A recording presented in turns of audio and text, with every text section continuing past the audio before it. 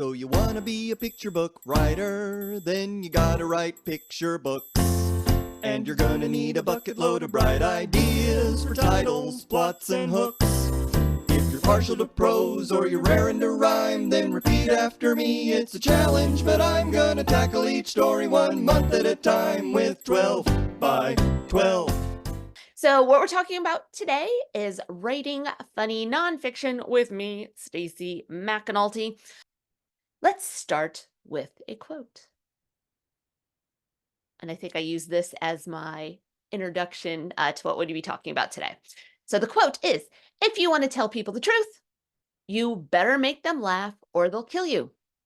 This quote is often attributed to George Bernard Shaw, but it's also been attributed to Oscar Wilde and several other people, which, because we're going to talk about research in a minute, this is kind of annoying. We don't know who said it first exactly, but we can, I think it is in writing to George Bernard Shaw. You can go look it up if you're that interested.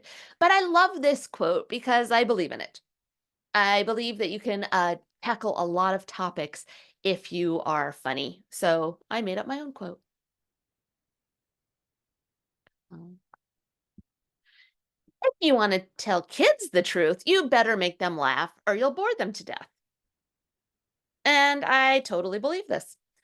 The We have to entertain kids. And for me, that is going to be through humor. And if we entertain them, if we engage them, we can talk about nearly anything. Well, anything appropriate for their age.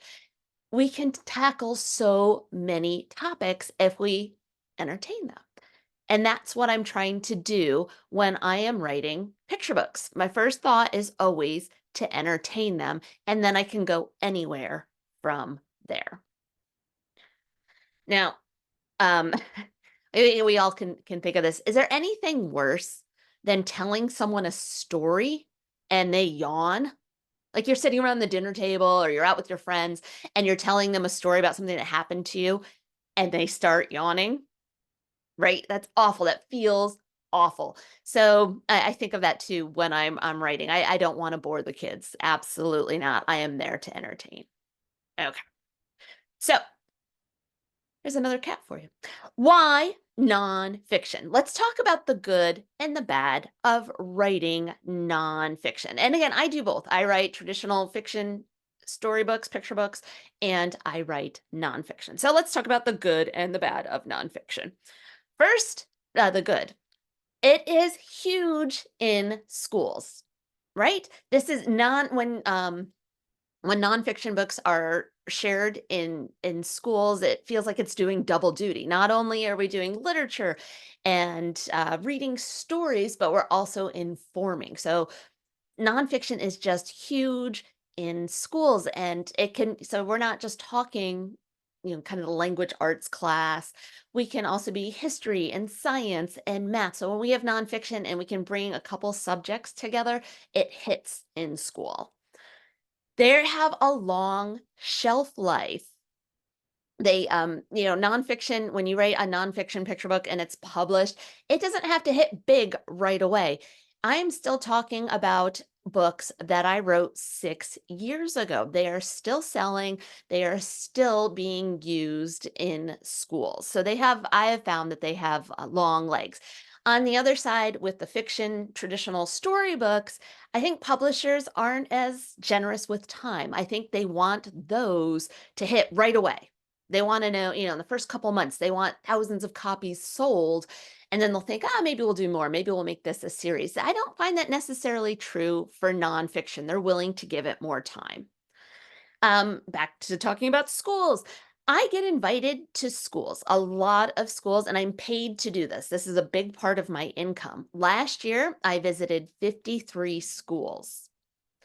And I think I'm invited mostly because of my nonfiction. Again, I'm going in, not only am I talking about the importance of literature and reading, but I'm also bringing them STEM. So it's kind of this double duty. And that's one of the great things about nonfiction and schools and education.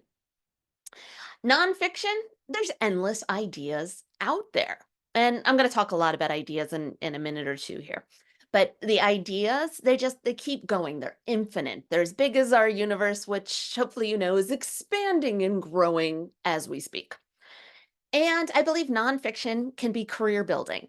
You can build a career around nonfiction. You kind of get known for creating this content, and people want more, and they turn to you for these. For me, it's the Our Universe book, so it's space.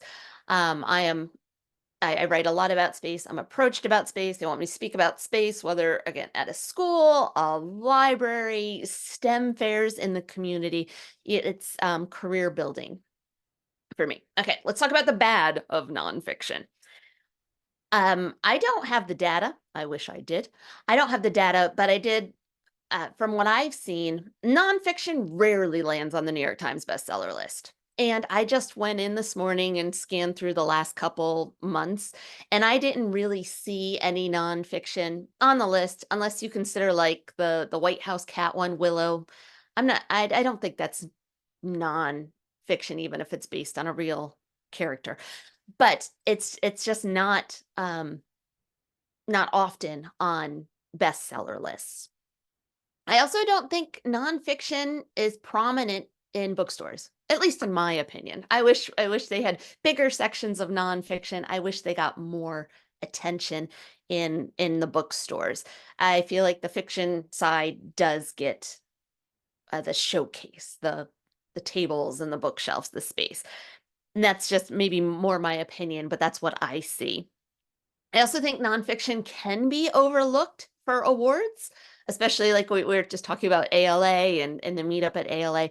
They do, I think they get overlooked. Of course, there are categories for nonfiction, but in general, I think fiction would win out if we went back and looked at the data of the winning books.